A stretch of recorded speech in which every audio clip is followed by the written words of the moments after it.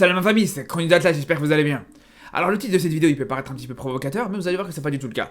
On se rappelle, il y a quelques semaines d'ici, Regragui il avait clairement dit que pour lui, le Maroc n'était pas le favori de cette Coupe d'Afrique 2024. On se rappelle que déjà à l'époque, ça avait fait beaucoup parler, et moi-même j'en ai parlé pour vous dire un petit peu ce que j'en pensais, j'en avais fait une vidéo, donc on va pas revenir là-dessus. Et il y a quelques jours d'ici, dans une interview chez Canal+ Foot Afrique, il a fait encore une autre déclaration qui a fait encore plus parler. Je vous laisse écouter de vous-même. Ma dernière sortie a fait un peu jaser, mais j'ai essayé d'être le plus honnête possible. Alors bien sûr que sur le papier, il y a au moins 10 favoris et qu'on est parmi ces 10 favoris, mais le favori ultime, dire que le Maroc, dans une CAN en Afrique subsaharienne, là où on n'a jamais excellé, nous les pays maghrébins, avec justement cette après-Coupe du Monde où tous les pays, et c'est vrai que ça n'a pas plu à beaucoup de monde, mais c'est la réalité, j'ai pas de langue de bois, rêve de nous taper. Comme vous voyez, encore une fois, c'est une phrase qui est très percutante de sa part, et je vais vous dire ce que j'en pense, je vais vous dire si pour moi elle en fait trop ou pas. D'ailleurs, vous aussi, dans les commentaires, n'hésitez pas à me dire ce que vous en pensez, si vous trouvez qu'il a raison quand il dit que toutes les équipes veulent taper le Maroc. Moi, je vous dis la vérité, quand Regragui dit que toutes les équipes veulent taper le Maroc à la CAN, je trouve qu'il a tout à fait raison.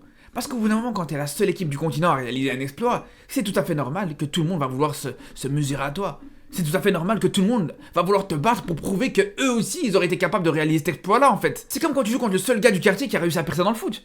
Quand tu vas jouer contre lui, mais tu vas donner ta vie, tu vas tout faire pour essayer de le battre, tu vas essayer de lui mettre des petits ponts, tu vas essayer de te prouver à toi-même en fait, tout simplement. Parce que lui il a peut-être son contrat pro et tout ça, mais toi dans ta tête t'es persuadé que tu peux être meilleur que lui.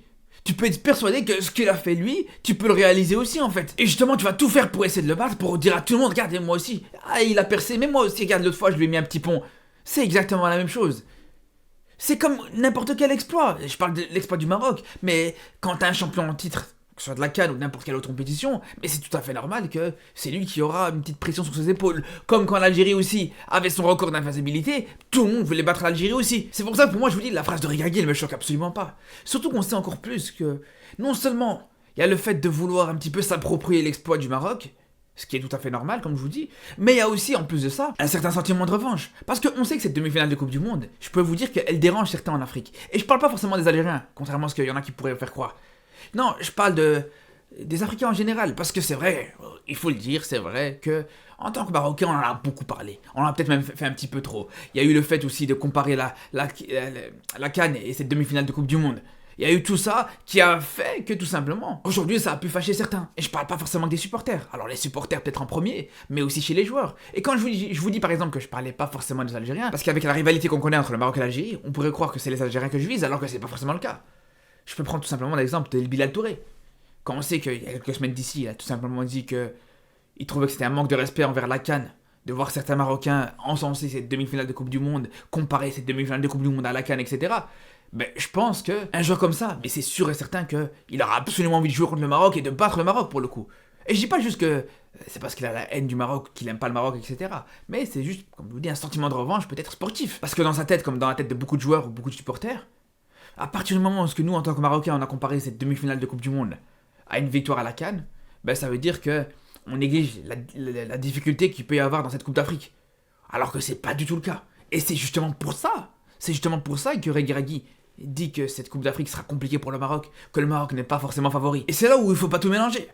Parce que quand Regragui dit que tout le monde veut taper le Maroc, certes, ça peut rajouter un petit peu de difficulté à cette équipe marocaine. Et ce qui est d'abord et avant tout, c'est que si cette CAN sera difficile pour les Marocains, c'est surtout parce que c'est une équipe qui a du mal à se déplacer en Afrique subsaharienne. C'est une équipe qui a du mal, justement, en Afrique, il faut le dire. Paradoxalement, le Maroc, ça a toujours été une équipe qui était plus à l'aise contre les équipes européennes, voire même sud-américaines, que des équipes africaines, il faut le dire. Et ça, depuis que je suis le football, c'est comme ça.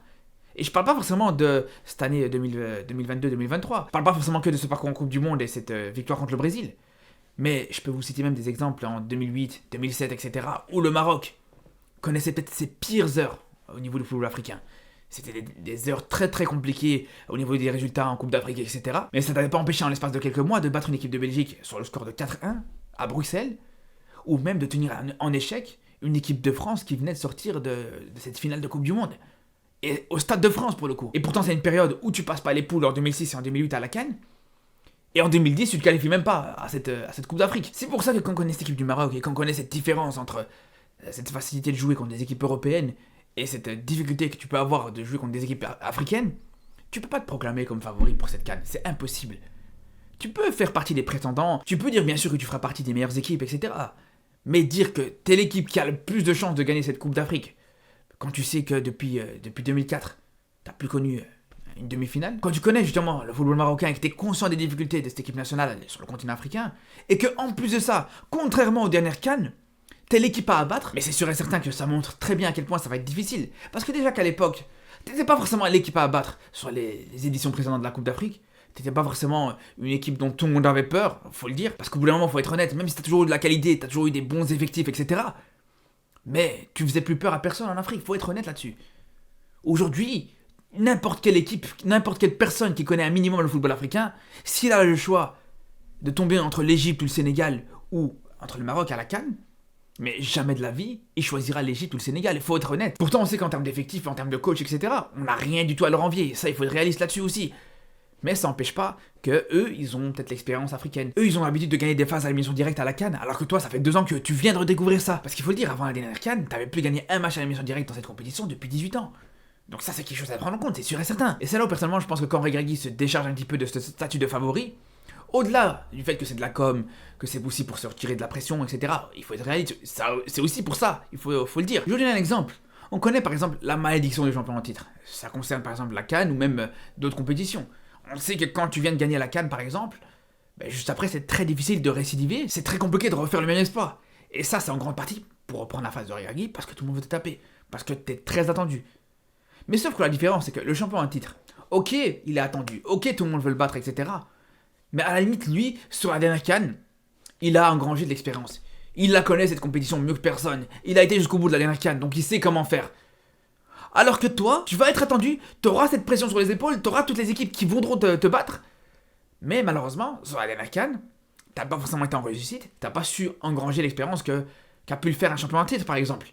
C'est ça le problème, c'est que t'as l'inconvénient du champion en titre, mais t'as pas forcément l'avantage du champion en titre. Et c'est là où, encore une fois, on se rend compte qu'il y a une grosse difficulté là-dessus. Et ça, je vous le dis, c'est pas quelque chose que j'ai attendu depuis 2 semaines pour vous le dire. Ça, c'est quelque chose que j'ai dit depuis justement la fin de cette Coupe du Monde. Vous pourrez tourner le voir, ma vidéo juste après la Coupe du Monde, où j'en parle énormément, où je dis tout simplement que pour moi, cette CAN va être très compliquée. C'est pas parce que t'as été en demi-finale de Coupe du Monde que ça y est, on va te dérouler un tapis rouge quand tu vas arriver en Afrique. Parce qu'on pourrait venir me dire, ouais, t'as fanfaronné pendant 1 an pour cette demi-finale de Coupe du Monde, et maintenant que la CAN elle approche, là, tu parles chinois. Je pourrais comprendre qu'on vienne me dire ça, mais ce qu'il faut aussi comprendre, c'est que je pense que les deux choses sont totalement différentes. Certes, on était content pour cette demi-finale, certes, on était très fiers de cette demi-finale, mais on sait très bien que cette CAN sera totalement différente. Que les difficultés seront totalement différentes aussi. Et ça, c'est quelque chose que j'ai jamais mis en question. Ceux qui sont avec moi sur les lives Twitch, ils savent très bien que même la Coupe du Monde n'était pas encore terminée, que je parlais déjà des difficultés que tu pourrais avoir à la CAN. Et que je disais déjà que la CAN, ça va être totalement différent. Après, bien sûr, ne fait pas dire que je n'ai pas dit. Certes, t'es l'équipe à abattre. Certes, c'est une CAN qui va être très difficile. Mais c'est pas pour autant qu'on va cautionner une défaite contre la Tanzanie au premier match ou contre le premier venu. Et bien sûr qu'il y aura un taux d'exigence pour cette Coupe d'Afrique. Et j'en parlerai dans quelques jours, dans quelques semaines peut-être, pour vous dire pour moi jusqu'où je vois le Maroc aller à cette Coupe d'Afrique. En tout cas voilà, j'espère que vous avez aimé cette vidéo. On se retrouve demain pour parler des tirages au sort des 8ème de finale de la Ligue des Champions. On a l'occasion justement de revenir un petit peu sur ces différents tirages, surtout pour le Barça, en tout cas supporter du Barça, ou pour les différents clubs des joueurs marocains notamment et des joueurs africains en général. Et on reparlera bien sûr du football africain dans les jours à venir. Donc on se dit à très vite pour de nouvelles vidéos et surtout d'ici là, prenez soin de vous.